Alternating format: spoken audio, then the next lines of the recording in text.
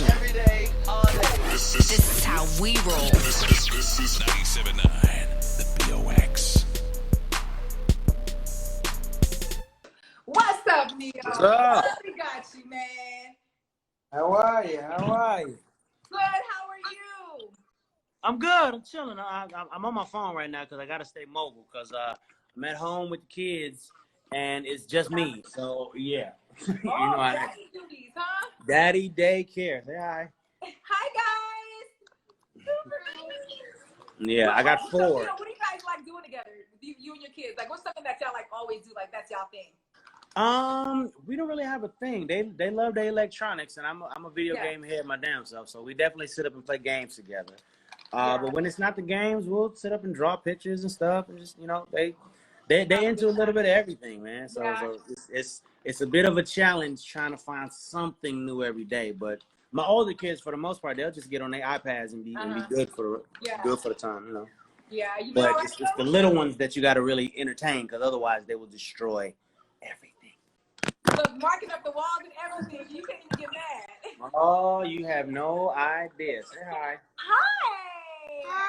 As you spill the juice all over everything. Yes, you know exactly what I'm talking about. Hi, sweetie. Yeah, you spilled it all on me. It's all right. It's all good. Just change your shirt. All right, buddy. Oh, guys, so we finally got you over here, man. You know what? Before you jumped on, somebody was like, will Neil ever do a Verzuz? I'm like, no, Neil did one with Johnson Austin, and it was like amazingly incredible. And I wanted to thank y'all for that night of like real music and just like it was so classy and it was just like we just celebrate. You know what I mean? That was so dope. I know you watched. Did you watch the Snoop DMX one? I did. Yeah. It looked like they was having a lot of fun.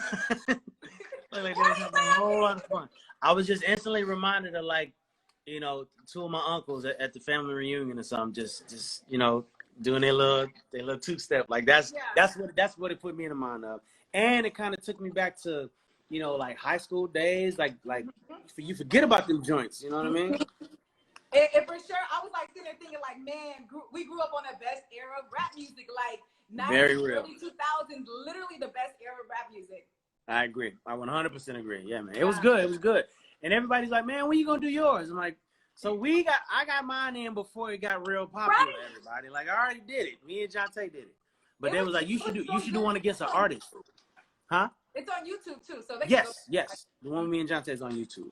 Yeah. And everybody's asking. They was like, what artist would you go against? I'm like, I can't. Like, what am I gonna do? Play the same songs again? Like, I already did it.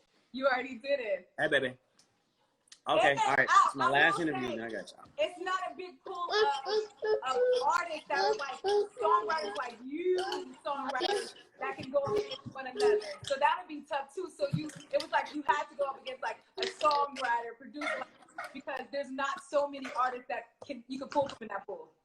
Yeah, it's a very small and elite group. Yes, very true, very true. Yeah. Mm-hmm. But no, it was good, man. Hats off to Jonte, you know what I'm saying? It was a great time. I think it was definitely just a great time for music. You know what I mean? It was educational for some people. It was educational for me. He played some joints. I was like, damn, you did that? You did that one? I had no idea. And it was a bunch of people that knew the songs, but didn't know the guy behind the songs. Like, didn't know who Jonte was. Like, yeah, man, Aaliyah, Mariah Carey, and on down. He been doing it. He's been doing it well for a long time. I was thinking about like Neo, like the climate of the world right now. You know how back in the day, like, you know, you had songs like What's Going On and how R&B artists were able to express, you know, what was happening in the world, but it was actually played on the radio and it was a songs. Do you think there's a space for that now with R&B creating those type of songs for the radio? Speaking about what's happening right now. I feel like in the time where it was like, okay, so for the hip hop world, they did Self-Destruction. We had What's Going On from Marvin Gaye. We had We Are the World. And I feel like in the era that these songs came out, it was an era where people almost wanted to rally. People almost wanted to get behind it. Now it feels like, and mind you, there's been a couple songs to come out. Like Lil Baby dropped what was the name of it? What's the name of the Lil Baby joint? It's bigger than black and white. The bigger picture. The bigger picture. Yeah. That's one of my personal favorites. What the one he put out and the one that what's my Trey man? Songz put one out too. Who? Trey Songz put one out too. I haven't heard that one yet. I heard Usher's. I think it's called "I Cry." I cried. I heard that. That's a good one. I can't think of my man's name. He has my favorite one that's out right now. Always Smiling. You know what I'm talking about. Always Smiling. Big old smile. The baby? No, not the baby. He's a musician. I mean, he rap and sings music. I can't think of this man's name right now. I can't either. Cause somebody it'll come to me. But it's a few out now that's making noise. I don't know if we'll ever have. I don't know if we'll ever have one that was big as like We Are the World, like when that came out. I just don't know. I just don't know if it's the climate for that. But I know that what's happening right now is definitely important to a lot of people, and I feel like we need to keep the pressure on so that people don't get into that mind state of going back to quote unquote normal. You know what I mean? Like I heard somebody say that the other day, and it almost made me mad. I'm like, what normal? You mean the normal where cops is killing us regularly and getting away with it? You mean the normal where systemic racism is keeping us to where we can only get this high? You mean that normal? Yeah, no, I don't want to go back to that normal. I don't know what you're talking about. I don't want to go back there. So, I mean, that's kind of what it is now. I am almost done with this album. I have yet to write my song about what's going on right now, and I feel like that's the one song that this album needs to be completely done. So that's coming real soon. But the problem with it is that it's a lot of data, man. It's a lot going on. It's almost too much to put in 3 minutes and 10 seconds. You know what I mean? But I'm gonna figure it out. I'm gonna make it happen, and everything's gonna be everything. Yeah. As a black man right now, how do you feel though? Like, how are you? Because whenever I talk to any of like my friends, but black guys, I really ask like, how are you? Like for real, how are you? Because we ask it every single day, but like, there's so much going on. How are you as a black man right now, honestly? As a black man, I am confused. I'm confused a little bit. I feel like I don't grasp the concept of, as I just said, anybody wanting to go back to normal. I don't grasp the concept of anybody not looking at this and taking it as serious as it is. Like Black Lives Matter is not a fad. It's not a trending topic to be removed by, you know, whatever the following week. That's not what this is. You know what I mean? And I think that something needs to happen to where we just make sure that people know and understand that this is not something that's supposed to go away. Not until we get the justice that we want, you know. And mind you, there is some change that's happened, and that's good, but it's not the changes that we want, at least not completely. Like, okay, so they named a law after Breonna Taylor. Great. But her killers are still free. That don't make no damn sense. Y'all don't name a law after her so that it don't happen to nobody else, or should it happen to somebody else? Oh, that's the Breonna Taylor law. What? But her killers are still running around like it's all good. So I mean, again, it's like, thank you, but get the hell out of here. Y'all know what you want. Don't bring me this little piece of something when you know what I'm demanding. I'm telling you, in the loudest voice I can create, I'm telling you what I want. So don't bring me nothing other than what I want. And I just don't want people to let up. I don't want people to let up. I don't want people to get comfortable and you know, let this go away like, you know, like it's just a hot thing this week. Like I don't want that to happen. Because that's how this world operates. One thing is going on this week, and then next week we're attacking something else.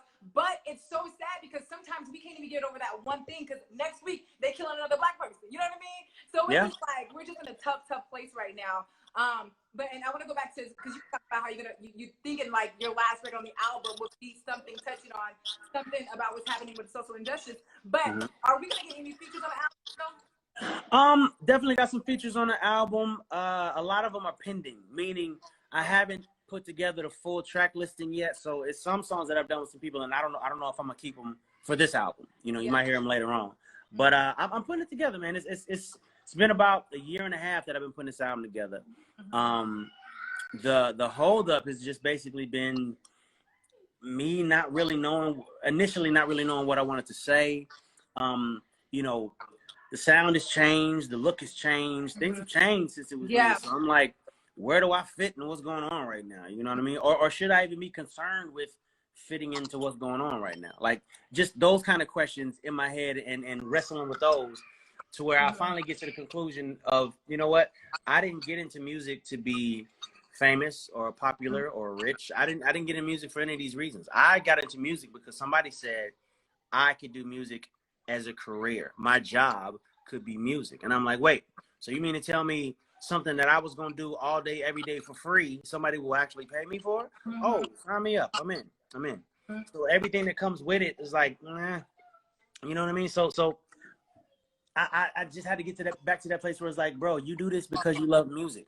That's the only reason you should be doing this. That's all. That's what art is. You're supposed to be able to express yourself freely and not worry about fitting into any specific box. And I was doing that to myself. I'm like, all right, I'm not a spring chicken no more. You know what I'm saying? This is album number, what, 8, 9, 8?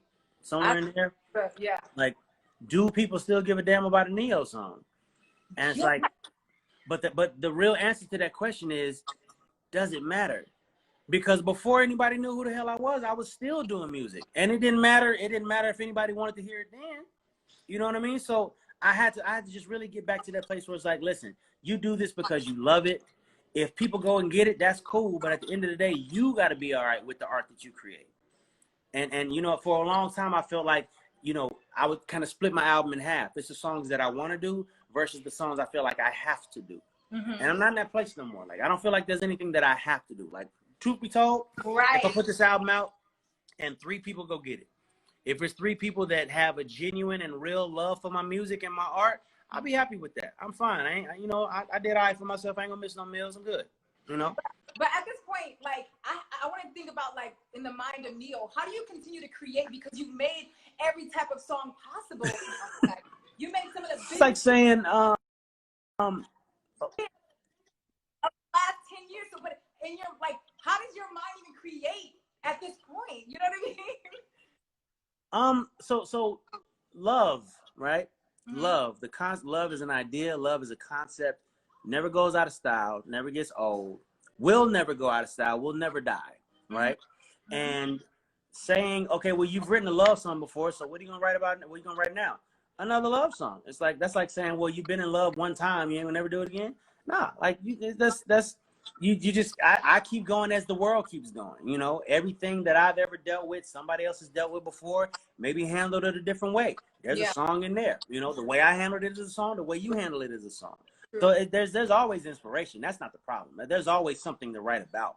It's being concerned with the acceptance of the world once you write it, once you produce it, once you make it. Like, oh man, I need people to love it so that I'm validated.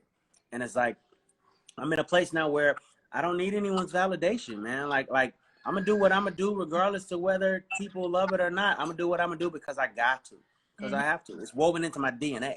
You know what I mean? So that's where I'm at with it right now. So I mean, I hope that people enjoy this album.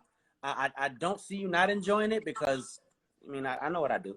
I don't see you not enjoying it, but should that happen, I'm in a serene place mentally, physically, spiritually, to where I'm happy with what I've produced. I'm happy with my art. If y'all agree, then cool.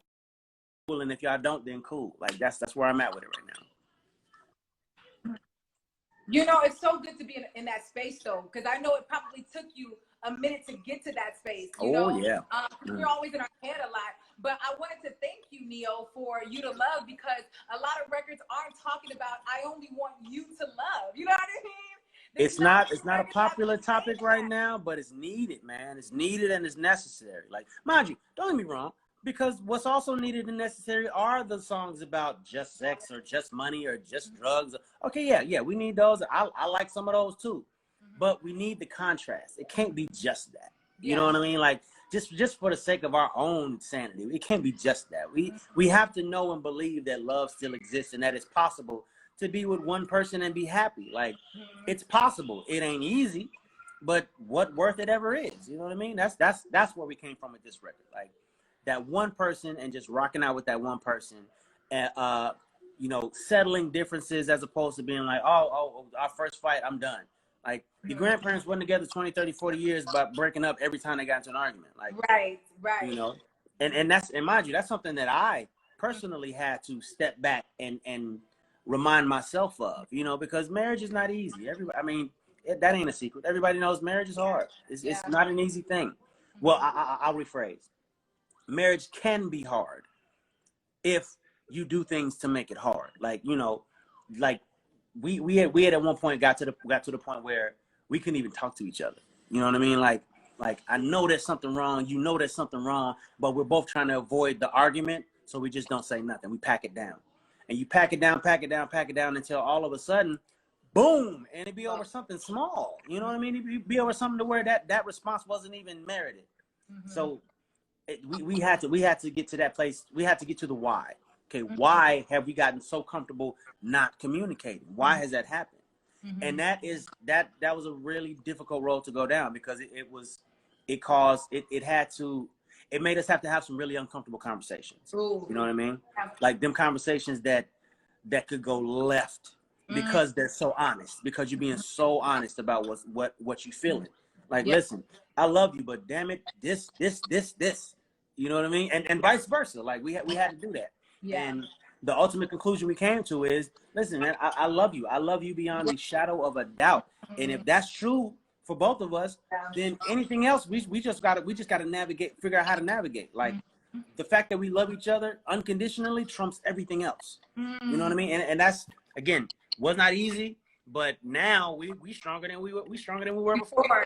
Yeah. Did you find yourself having to, you know, put your ego down and like, I have to compromise. I'm married. Like, I have to compromise.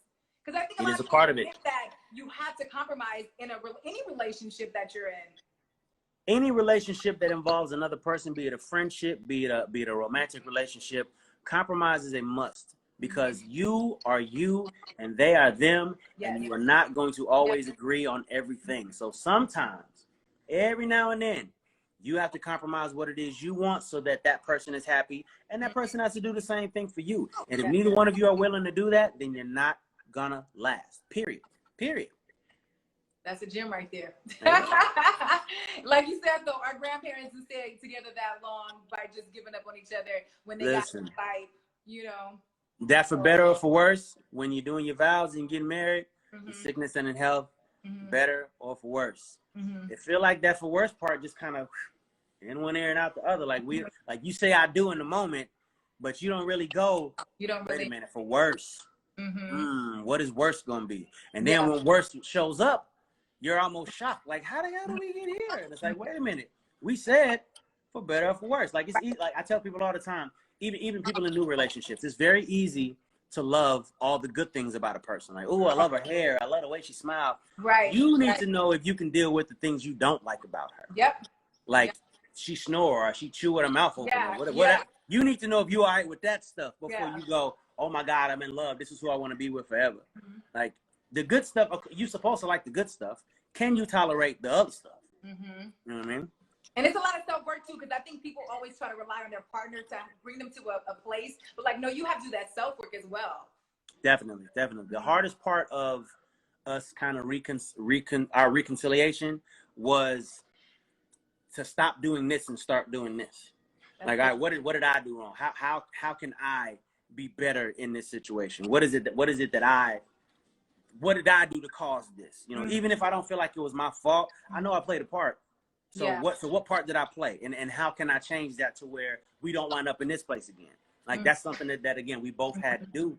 And it's not easy, man. It's not easy to look in the mirror and go, all right, you're selfish, you're insecure, you're this, you're that. Like it's hard to read yourself. You know what I mean? Like but in order for us to get back to this place, I won't even say get back to this place, because we're actually better than we want to get better. So in order for us to get to this better place, we had to really, it had to happen, man. It had to happen. And it was hard.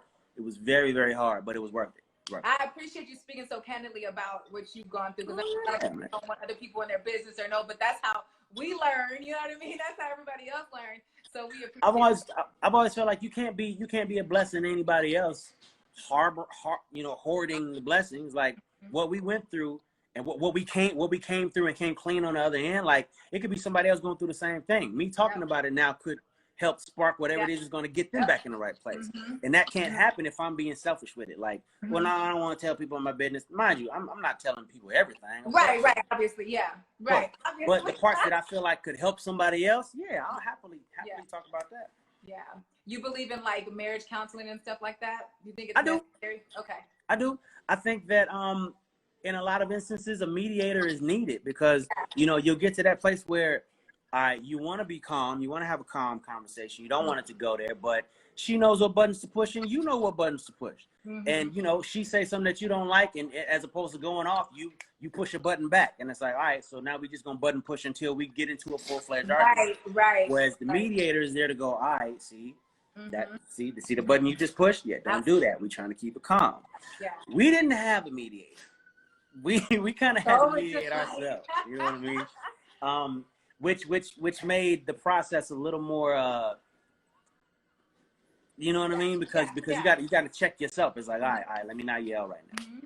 Because if I start yelling, you're gonna start yelling, and then we ain't gonna get nowhere. So let me consciously pull myself back in hopes that you'll see it, and then pull yourself back so that we can get to a place where we're gonna get something done. Right. Okay, so I'm not gonna keep you any longer too because my phone gonna die.